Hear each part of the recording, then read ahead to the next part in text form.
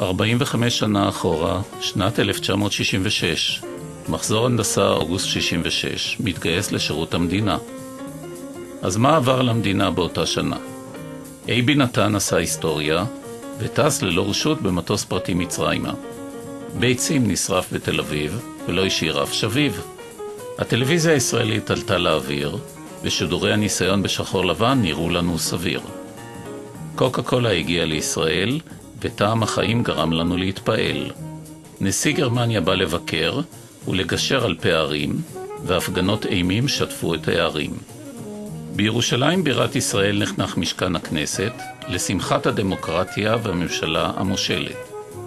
בן גוריון חגג 80, בשדה בוקר המשיך לשמור אמונים. מתח ביטחוני עם שכנינו מסוריה, וגם בינינו לפלסטינים בירדן על השלום העיבה. מלחמת וייטנאם זוכה לביקור דיין, וחללית אמריקאית נוחתת על הירח בפתח עידן. ברודי בחר במכבי תל אביב כדורסל לשחק, ולבון הוחזר למפאי נקי מכל חטא. ואנחנו שרק התגייסנו לצבא הבנו שהארכת שירות ל30 חודש חטפנו. צה"ל פעל כתגמול בסמואה כדי פיגועי מסתננים למנוע. שי עגנון זכה בנובל והביא כבוד לישראל.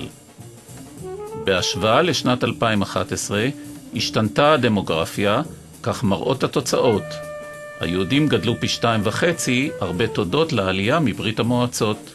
אבל הערבים גדלו פי 5 ביחס ליהודים, תוספת משמעותית של מלחמת ששת הימים.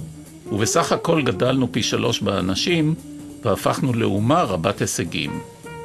45 שנה אחורה, מחזור אוגוסט 66 בשערי כפר יונה.